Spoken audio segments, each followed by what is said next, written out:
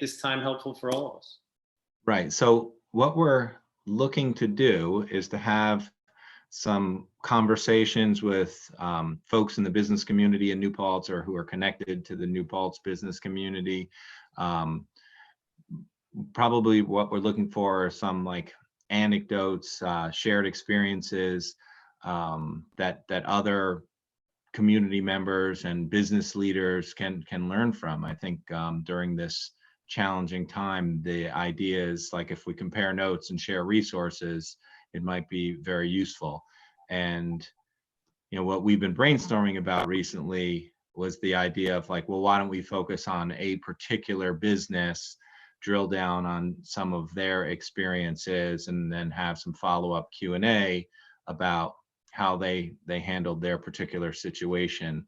Because it seems like there's not going to be a one-size-fits-all to lots of different things, but maybe a collection of different conversations will end up being interesting and useful for as broad a group as possible. So the idea is let's start off this concept by chatting with Rich Sudo, the executive director of LEAP, as he's been trying to navigate this challenging time with his staff, and how can they continue to provide services and pursue their organization's mission.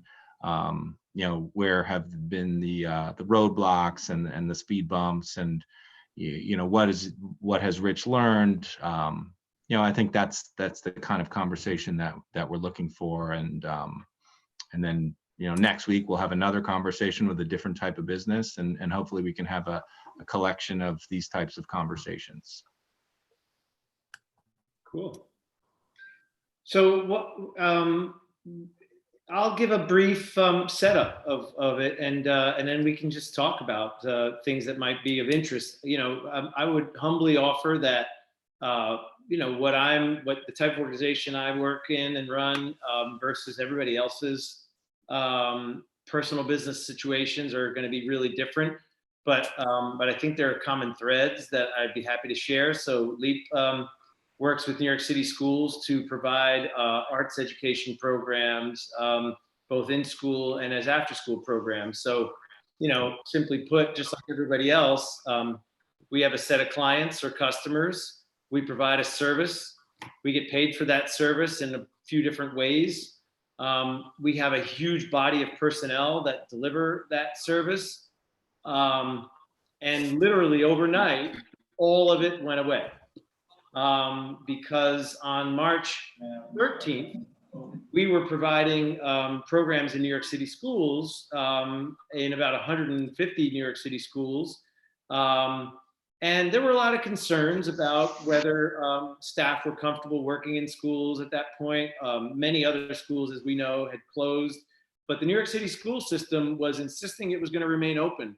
And the mayor actually made a speech or made a press conference on Friday the 13th and said, schools aren't closing, we're there for our families and children. And we were, as a vendor, if you will, or a customer to New York City schools, we were like, okay, then we're just going to keep delivering, and but thinking ahead about contingencies. And then on that Sunday, New York City announced that it was closing schools. And on that Monday, I laid off 310 part-time employees because there was no work. And that is exclusive of the 35 or so full-time employees that work for us that whose jobs have been retained for the time being until we figure out what the city's going to do next around schools reopening.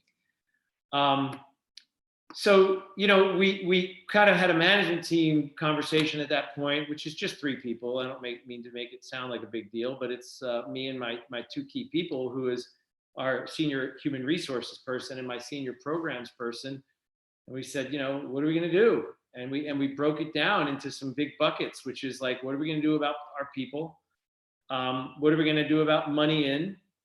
And what are we going to do to reduce money out in order to just endure for this period where we believe our work is not going to be available. It's not going to happen the way it used to happen. But we also believe that ultimately it's going to come back in some form or another, and we want to be alive for when it returns. There was some people stuff that we had to do, which is one is we had a lot of part-time employees that had accumulated a lot of paid sick leave, which was a real financial hardship for the organization, but it gave us an opportunity to pay people money in weeks where they weren't working. But because the New York State paid sick leave, it mandates us to do it, but it felt good to be able to do it. But of course, that was money off of the organization's, balance sheet, if you will, that we were paying out to employees in good faith. And it also allowed us to try to help these employees find other means to support themselves, which is really around unemployment and maybe other arts-related resources that we've been able to share. So we did our best to help those people that were working with us that we know we want to work with us again when programs come back. The other big category I said was money in. A lot of people owe, if you run a nonprofit that's heavily publicly funded, meaning by government agencies, a lot of people owe you a lot of money all the time. And you all that are running businesses of all types, people owe you money all the time. And working on trying to find all that money and ask people to pay it in ways that they hadn't been asked in the past is something that has been a big demand on my time, including donors and other people. But then the other big topic that I'm sure everybody in the business community has considered is this CARES Act, and what I think is a really poorly named provision known as the Paycheck Protection Program. But we've also spent the past 2 weeks trying to understand exactly the legislation, the guidelines, the opportunity for my organization, the sensibility of applying for it, the strategy to try to make as much of it as possible forgivable based on employing people. And we've also done that, which is submitted an application for a loan. Currently, it's a loan to try to get that source of revenue or source of money, cash, in the door as quickly as possible. And then the last thing in terms of money in I'll mention is, just like all the area businesses that we've tried as a family to support, we've come up with alternatives to deliver our service. So just like curbside pickup and take out sangria and all the things, all the examples that people are coming up with, literally in 2 weeks, my organization, with some really smart, creative people, created virtual programs. So we rolled out this whole line of work called Virtual Art Room, and we have recorded lessons, we have recorded art programs, and we have interactive ones that were originally based on the Zoom platform, but then the Department of Education banned Zoom overnight, and we're now trying to transition those into Microsoft Teams and Google Classroom. But not unlike other businesses, again, we responded by coming up with alternatives, which is something we'd never done. We'd never done until this week a program that wasn't live interactive with a teaching artist, which is the flavor of everything we do, is a live interaction between a child and a teaching artist. We've somehow tried to translate that to an online program for sustainability and survivability. So I'll stop there, but generally speaking, like I said, we're a nonprofit. We happen to work in New York City, but our problems are the same as everyone's, which is that we had a business that went out of business overnight, and that we've had to figure out how to best support the people that it affected, how to get as much money in the door as quickly as possible, including with some of these legislative opportunities, these programs, and that what we're doing is trying to, for lack of a better expression, kind of like mothball this incredible thing that we know we have as a business until times are the new normal, and we can bring it back to life in a way that will continue to fulfill the mission. So I have a few questions, but I feel like I'll lead with one, but I feel like we should all, whoever's on this Zoom right now, we can jump in at any time. But Rich, you used the phrase mothball, and I think what's really challenging for so many organizations is like, how do you wrap your head around like how long can you mothball? Like, you can probably say, well, we could, hit pause for 1 month, 2 months, 3 months, what that might look like. What if it's longer? Like, what are different things that you're doing to prepare you for the uncertainty of how long you'll be mothballed? Yeah. Well, in no particular order, I'll say a couple things. One is that because we're a nonprofit, but I bet you it's available to lots of small businesses, we were able to get some pro bono support to help us do some financial analysis that I don't have on staff people that can do it. So we have this group of Harvard Business School students that are like working on an answer to your question, Tim, because I don't actually know that answer. We have a certain amount of cash on hand. We have a certain amount of money that's owed to us, and we don't know when that money's going to come in. We have a certain amount of base payroll, so I don't actually know that answer yet. And the hardest part about that answer in my particular role, and in many others, again, I'm trying to humbly draw these analogs.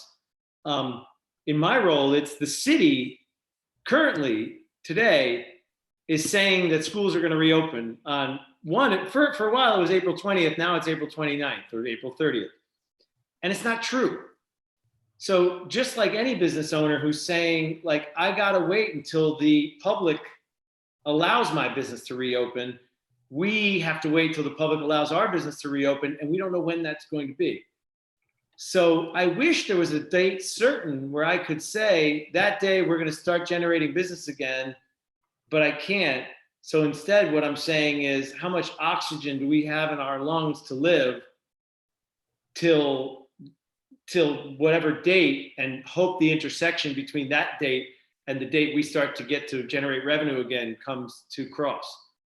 The other thing I'll say is that there are variable scenarios like furloughing people. There are shared work, which the New York State unemployment program is supposed to have that program available to employers, but you can't fill out the forms. The system is completely overwhelmed right now. And I know T and I had a trail talk about that.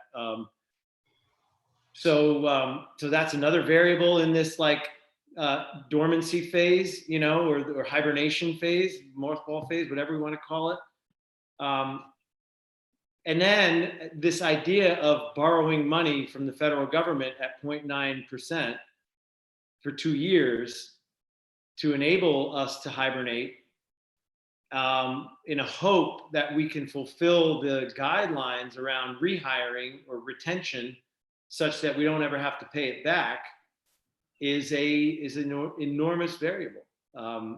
So we're right now going to roll that dice and say, we'll take the maximum amount of money because we think that we can repay it under those terms. And if we can't repay it, and we also are hoping that the forgivability is substantial for us, but there's not a real easy answer to how long we can sustain. The hardest thing I'll share, and I'll just throw them completely under the bus, is the New York City Department of Education owes my organization nearly $1 million and doesn't pick up the phone when you call. And so they're forcing organizations like mine out of business just as much as we are in control of our own destiny. That's interesting. So if you were getting some guidance from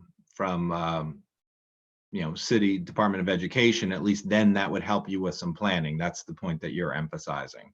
There's no schedule, and there's and there's no responsiveness. So our primary customer is just not our primary vendor or partner is the term I'll use in air quotes, just doesn't behave like a partner. So they're not helpful in me planning what I should be doing or how long I should be doing it to make sure that we're there when things come back. Cuomo specifically said today that the smartest person will say, "I don't know," when asked when this is going to end. You're absolutely right that they're not going back to school. But No, both are true. I agree with him.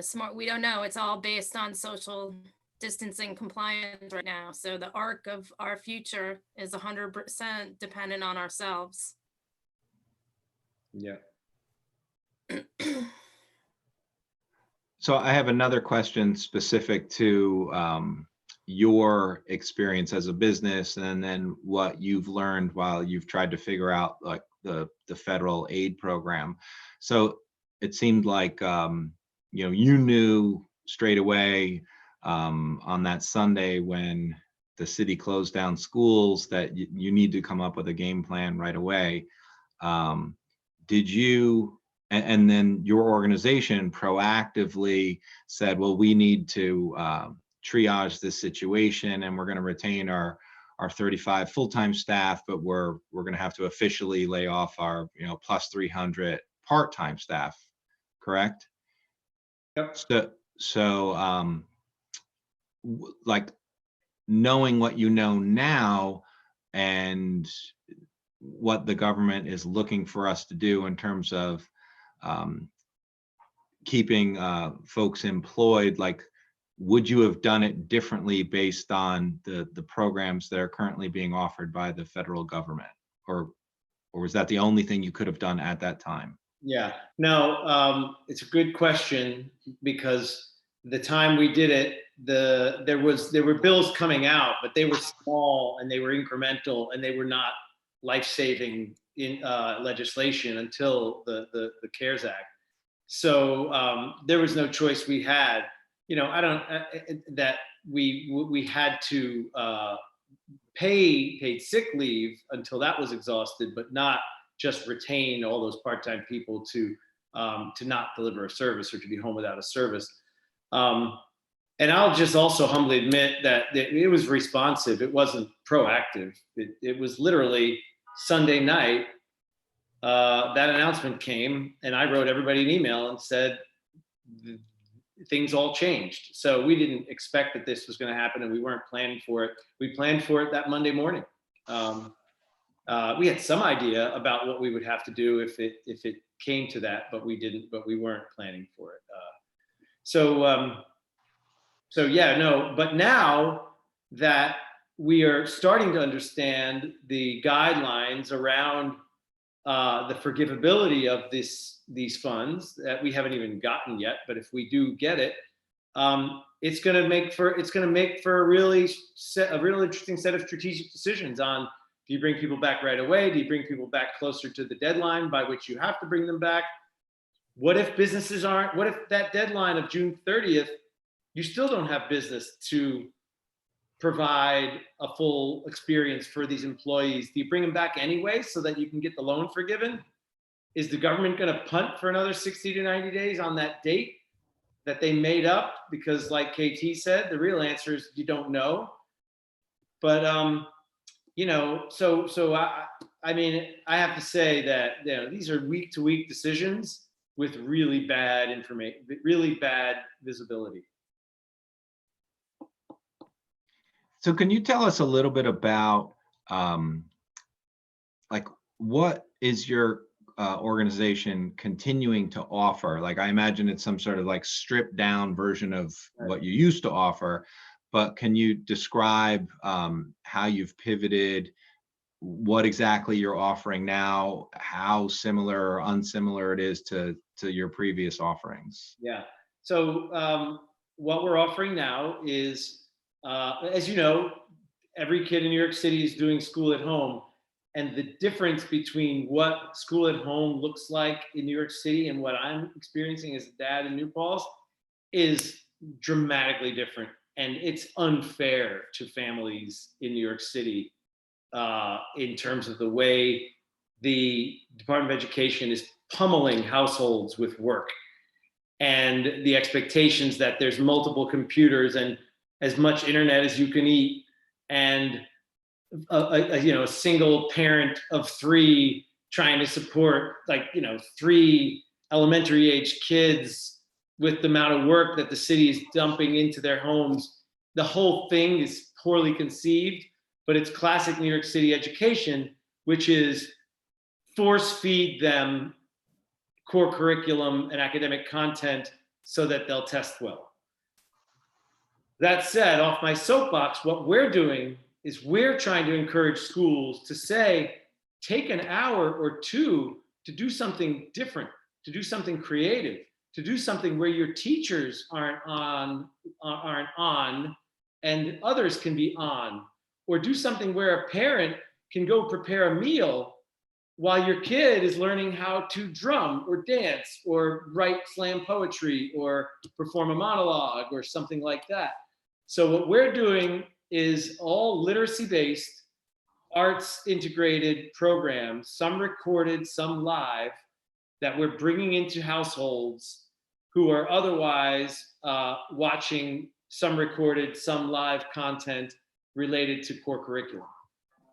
And we're doing it by leveraging our full-time staff who I've retained to deliver these programs. I even am creating lessons that I'm doing just kind of for fun, like to be the guest lecturer, so to speak.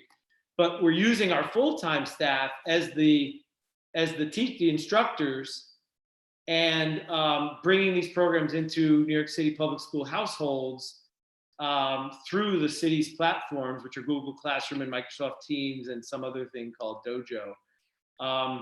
But we're doing it because, 1, it's our mission to do it, but 2, that I also believe that this new mission of ours is to try to offset the collateral damage of stress being imposed by what the city is doing to households by, dumping this massive amount of work into families' responsibility, because they feel like the paternal sense that they know what's best for these families, and they got to keep giving them schoolwork at the pace they would have given it to them if they were still in school. They also canceled the week of vacation. There's no spring break for New York City schools. They're working kids right through spring break, which in some cases might be better for a home who's trying to create some regularity and some structure. But in many cases, it's just really hard for families. They're struggling. So that's what we're doing, long version with some editorial. And we hope many, many schools bite and take it on, and which many, many have. And even the ones that aren't taking it on in terms of being able to support the contracts and the revenue that we're trying to generate, we're going to give it away because it's pre-recorded and we can leverage our full-time staff. So it's like, give families a break, give them 2 hours of the arts every day, and virtual art rooms, Leap's virtual art rooms are the solution. Can you elaborate a little bit on how are you working with your own staff and maintaining a certain amount of morale? Like, how difficult is that while we're all facing all this uncertainty? Yeah, it's super difficult. We never used video conferencing. Well, first of all, we were a place-based business. We came to the office. Our headquarters is a place where 15 to 20 people are here every day working together. We're meeting, we're collaborative as part of our values. We communicate a lot in person. We do a lot of one-off, getting things done type of conversations. And all of a sudden that changed. We'd never done video conferencing. We didn't even have a Zoom account. We did some Google Hangouts to get things done sometimes. But so we've changed that. All staff forums that we usually have, we now do on Zoom. So we'll have Zoom calls on Monday mornings. We used to do a what's going on meeting every Monday morning, which was really just like everybody connecting and building community. We now do that as a Zoom, and we have 35 people on Zoom, all tiled out, and everybody just shares. And the other day, the meeting got so heavy. One of my staff, because all of my staff are incredibly creative people, one of them broke out into song and started singing like a bridge over troubled water. It was amazing. excuse me, because everybody just melted down at one point. So she starts singing, and everybody's like, all right, let's take a break. Let's listen to Kathy sing like a bridge over troubled water, and we'll go back to business, you know. But we're doing a lot of Zoom meetings. We're doing too much emailing, too much, and too much CCing, and too much just Asana-ing. I don't know if everybody's familiar with that. You know, so much slacking. Like we're just teching all of the things we used to do in human to human ways, in ways that I can't even keep up with, but some staff that I work with are a little more adept at it, a lot more adept at it. But it doesn't replace the way this organization functioned, even close. I know it's crazy. I keep talking to, I think Tim and I were talking about it yesterday, and I was talking with my brothers who are all IT people, and one works from home, and we all thought we were screen people. And no, now it's like, I really have, I was, you know, as most people on this call know, put bounds on, you know, how long I'm in front of this screen. You know, when it first started, we were all working 24/7. But then in the last like week or 10 days, and especially because I had to go back to teaching, I had to institute some structure in my life, and you just can't screen all day long. No, but And I thought I thought I was bad, but now it's like, I mean, I can feel it in my eyes. It's 3:30. I've been trying to quit a little earlier than this every day just because of the constancy. yeah. Yeah. I wanted to share with you guys, Richie, we know we were talking the other day about the Shared New York program and how hard it was to get on that. We were trying to do that for our chef, put him at halftime, and I wasn't able to reach anybody. So we did apply for the payroll protection program. I applied yesterday, probably by 11 a.m. for both businesses, and I was approved I applied Tuesday and I was approved yesterday within 24 hours through my bank. Now I've talked to other people, it's been days and they haven't heard anything. So I felt like that was good news, but it is nerve wracking because we want to make sure that we follow all the protocol to get loan forgiveness, which is a little confusing when you have tipped employees.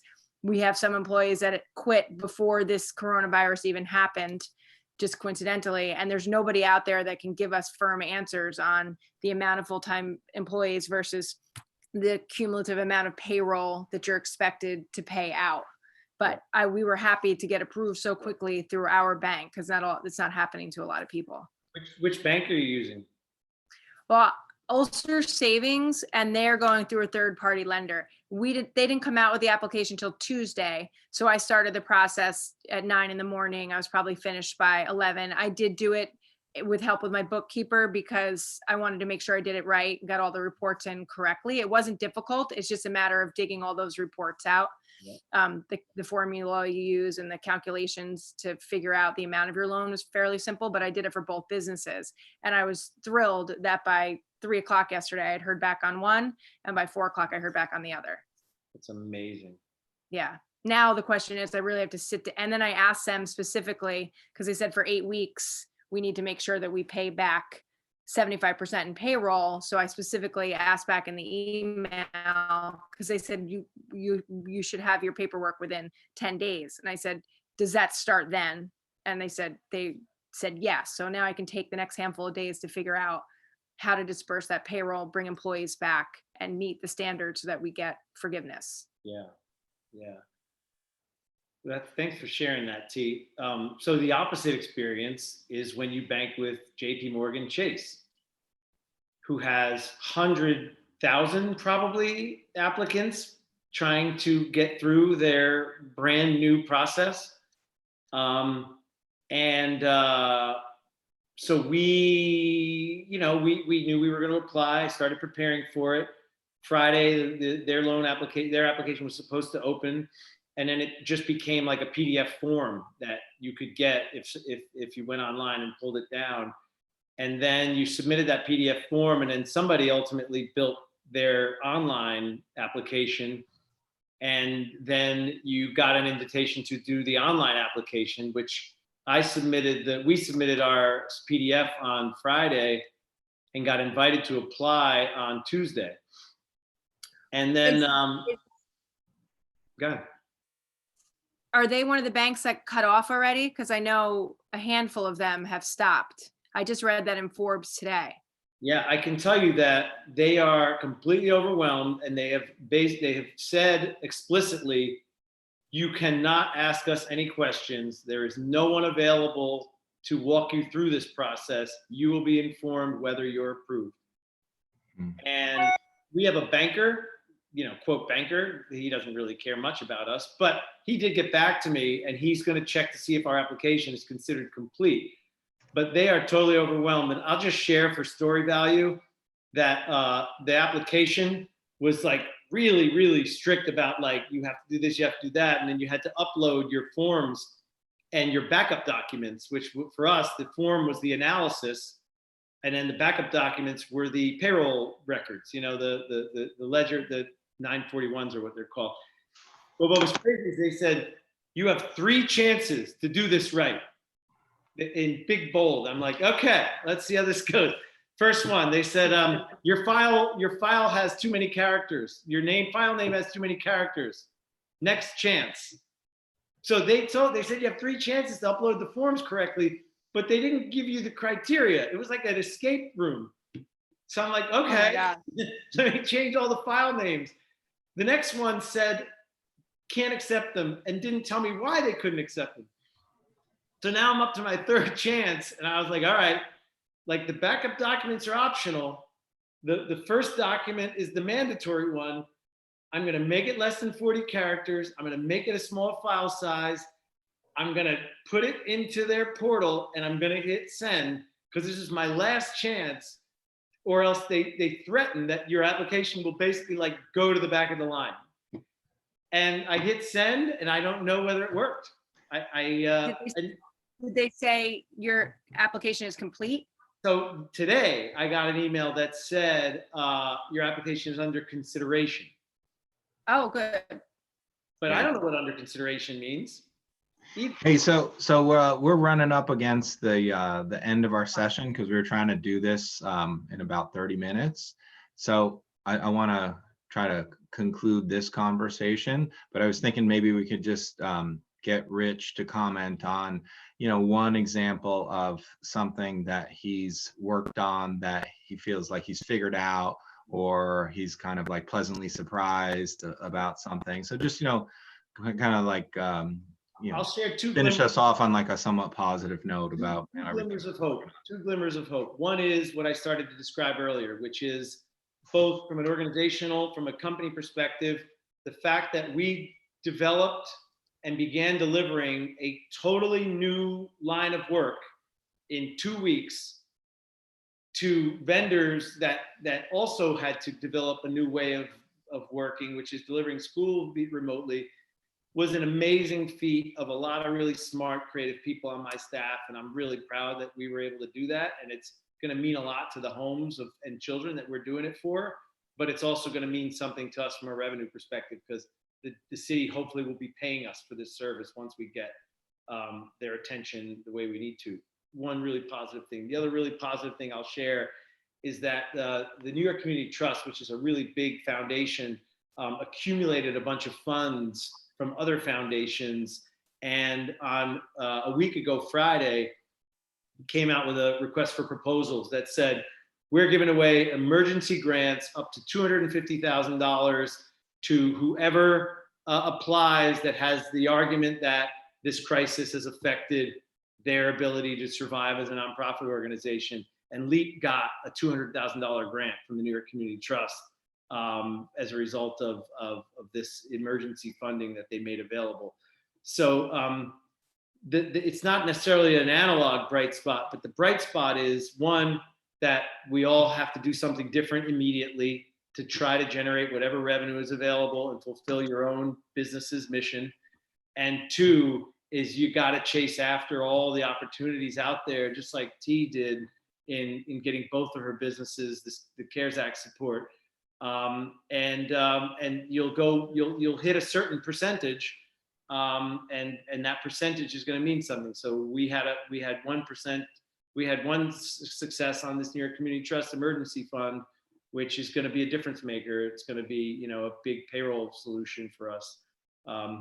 So we changed what we're doing, and we had one win among lots of tsunami-sized losses. Got it. All right, so we're gonna wrap this up. Like, Rich, thanks so much for being generous with your time and sharing your experiences, and while we're still neck deep in the middle of this, and we really appreciate the time and your thoughts. But we'll try to do this again next week with somebody else, some other New Paltz related business, and maybe we can keep trying to learn from each other. So thanks, everyone.